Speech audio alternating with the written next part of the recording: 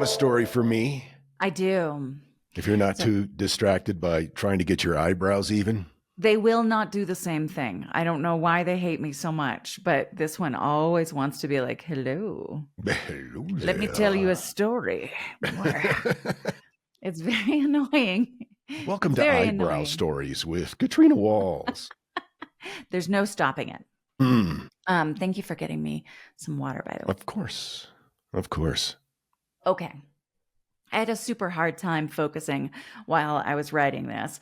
My mind was blank. I needed time to think, to get the memories from my mind, you know? But then I got into it. Since this is episode 666, I thought we would get into literally the number 666. What did I see? Can I believe? Okay. Those are lyrics from Iron Number Maiden. of the Beast. Yep. 666 is referred to as the number of the beast because of its mention in the Bible, specifically in the book of Revelation. The passage reads, "This calls for wisdom. Let the one who has understanding calculate the number of the beast, for it is the number of a man, and his number is 666. And this is the only direct mention of 666 in the New Testament. The beast in this context is often interpreted as a symbol of evil, oppression to God, or an oppressive worldly power. Many theologians and historians believe it to be a cryptic reference to a specific figure or system of power during the time Revelation was written, likely around the late 1st century CE. Here are a few possible interpretations. Gematria, a Jewish numerological, so many syllables. This system assigns numbers to letters, and the practice became prominent in Jewish mysticism, especially within certain traditions, to derive deeper meanings from sacred texts. While gematria is applied to biblical interpretations, it also appears in various cultural contexts and was utilized for games and riddles in ancient times. So when Nero Caesar's name is written in Aramaic, the language of many early Christians, and translated into Hebrew characters, the numerical value equals 666. Interesting.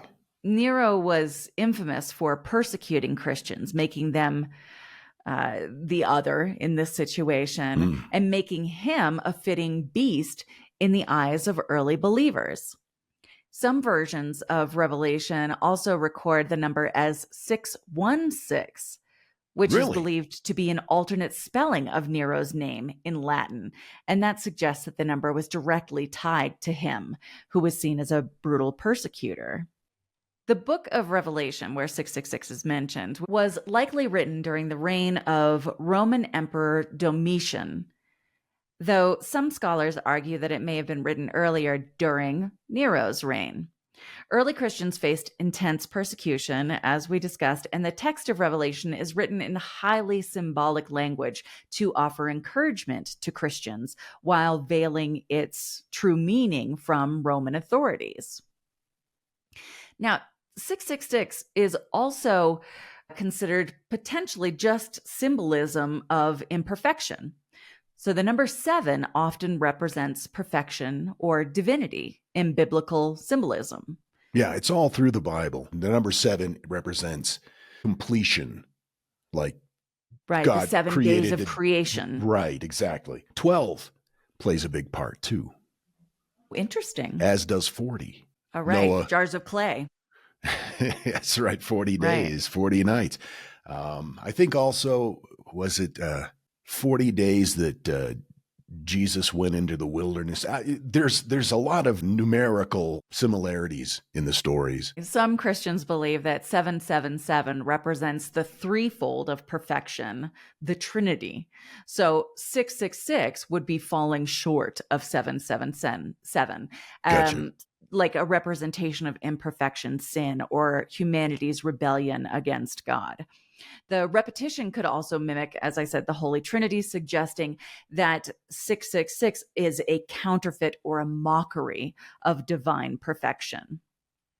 Revelation is full of other vivid symbolic numbers and images.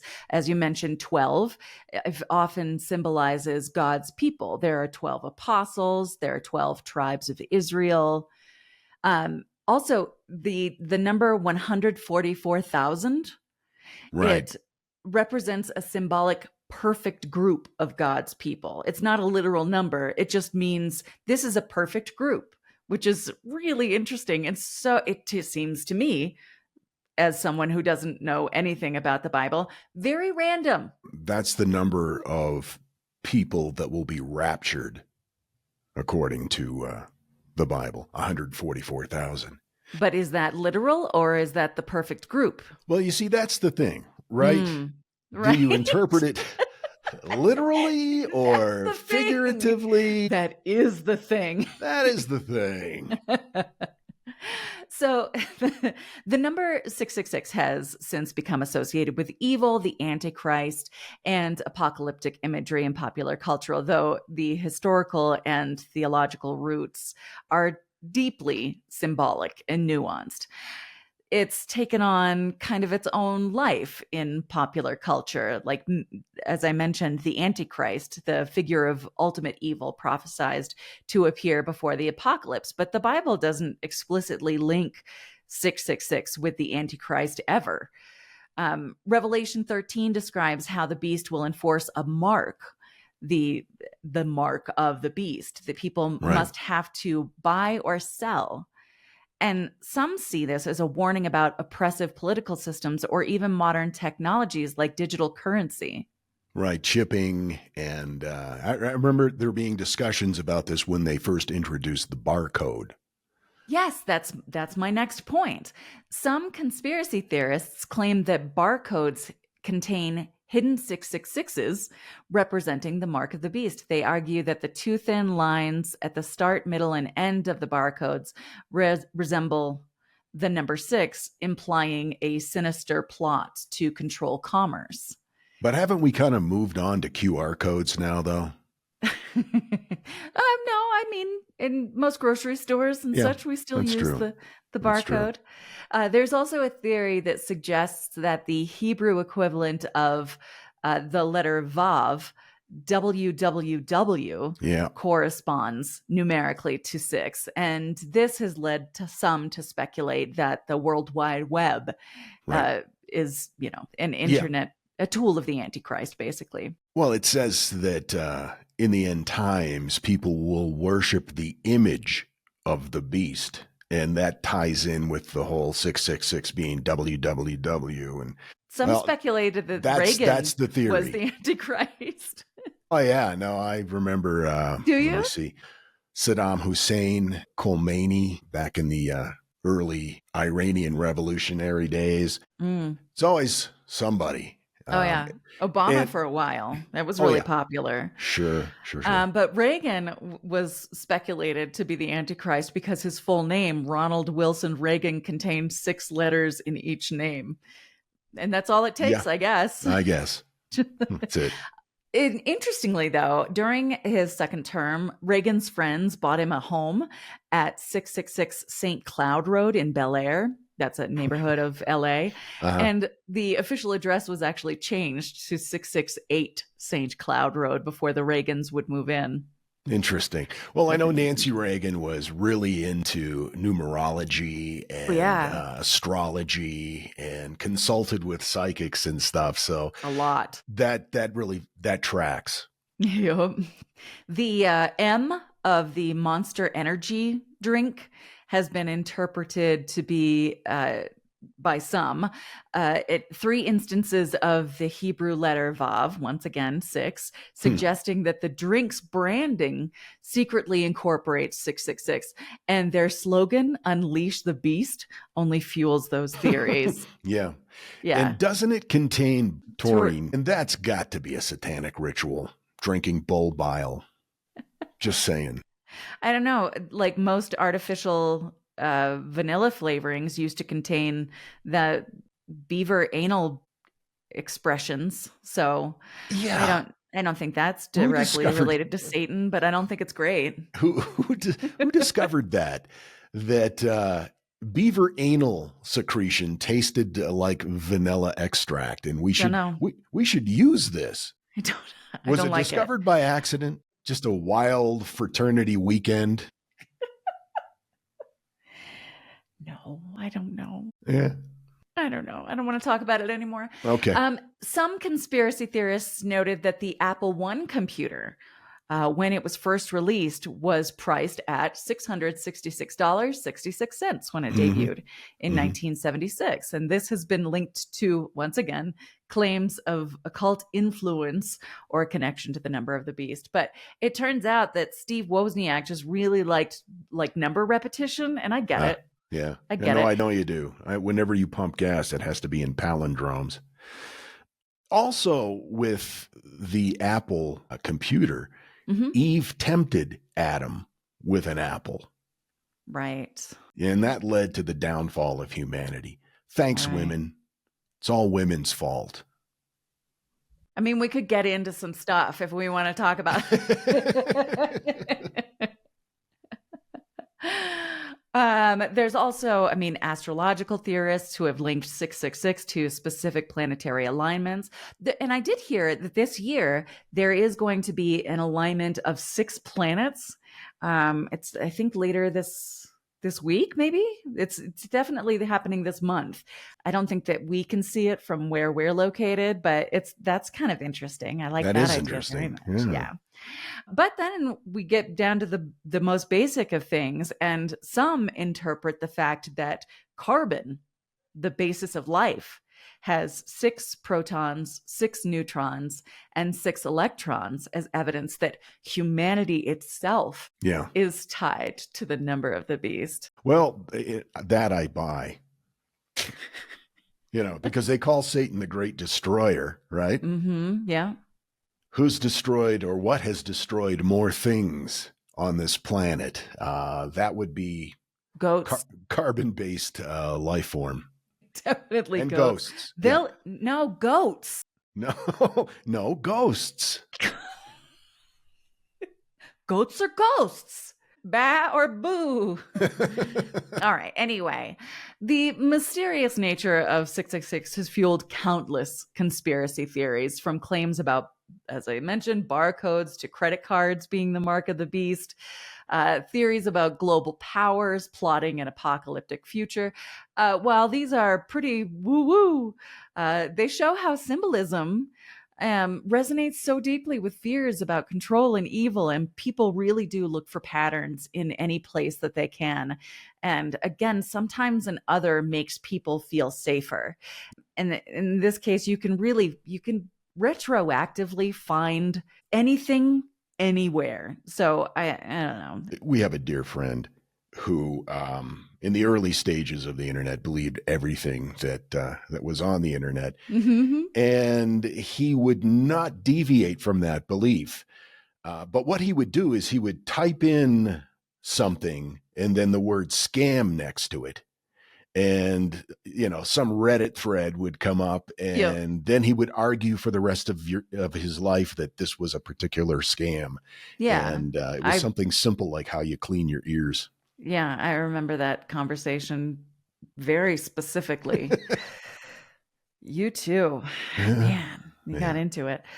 I got to thinking, though, I wonder if anyone's going to skip this episode because it is number 666. Yeah, let us know if you skipped it. Wait a minute. Yeah, I don't know. I mean, it's very likely. I'll be interested to see if the downloads drop off. It's because of the number of the episode. Maybe we should change it to 668 like the Reagans did. Maybe. Yes, we should definitely do more things like the Reagans. Hey, he was the great communicator.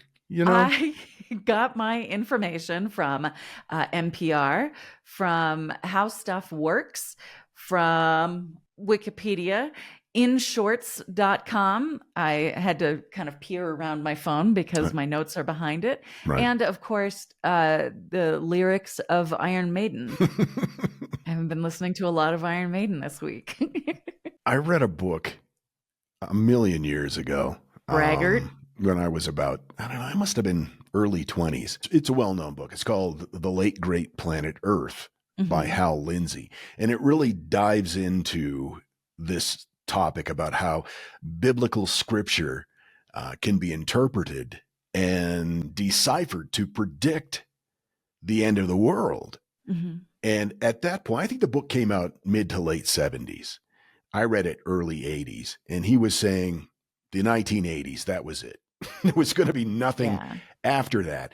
And right about that time that I was reading it, Haircut 100 came out with Love Plus One. And I thought, God damn, he's right. It's the end of civilization as we know it. I don't understand the reference. You don't know Haircut 100? I don't think so. You know every song. Love Plus One. That's the one that goes, ay, ay, ay, ay, ay, ay. Ay, ay, ay, ay, ay, ay, ay, ay. Rain, rain, rain, rain. Ooh, ah, love plus one.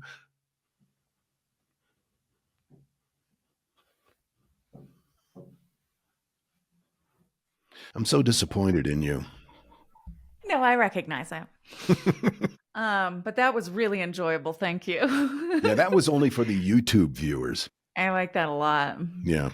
Working on my popping and locking, although that was neither. We've had a lot of people ask about that, by the way. Yeah, I'm working on it. Well, you're going away for a week. And I plan on using that time to really, really spend some time pop, lock, and dropping technique. Yep. I need to get a full-length mirror. I hope you don't mind.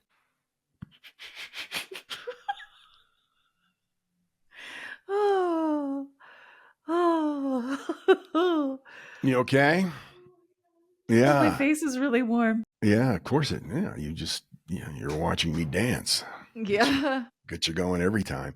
Yep. It's the Box of Oddities and has been for 666 episodes plus bonus episodes. Actually, I think we've probably done over 1,000 episodes total, I think, at this point. No. And we would not have been able to withstand the onslaught of podcast competition if it weren't for you guys. And we do really, really appreciate all the help you give us, whether it's supporting us on Patreon or just listening or just giving us a positive review.